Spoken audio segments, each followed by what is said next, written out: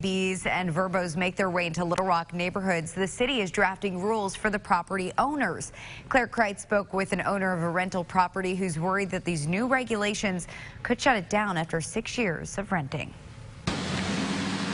On Park Lane in South Little Rock sits a tiny white home that's a revolving door to about 250 guests a year. But it's slept in probably closer to 330 nights out of the year. Michael Orndorff opened the gates to this Airbnb in 2015.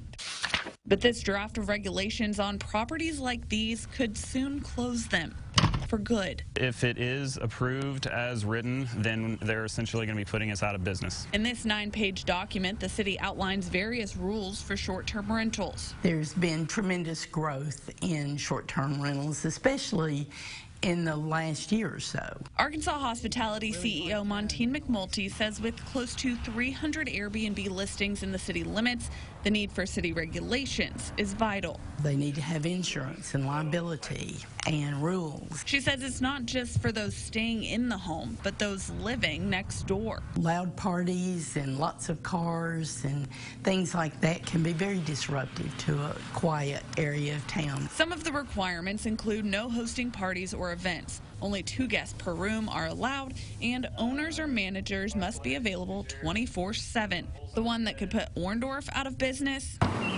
There needs to be off-street parking, 1 space per room. We don't. Everyone who lives along Park Lane parks in the street. He says he understands the need to work with those who live close to these properties, especially because he's not far himself. 50 feet. I for sure sympathize with neighbors who are just trying to preserve that neighborhood feel. He just wants the regulations to take into account not only the renter and neighbor, but also the owner. They just didn't write in a way that says, I'm here to help. That was Claire Kreitz reporting. In the draft, the city's requiring owners to pay city taxes. McNulty says that evens the playing field with hotels. City officials are having a meeting next Monday to ask for input from the community.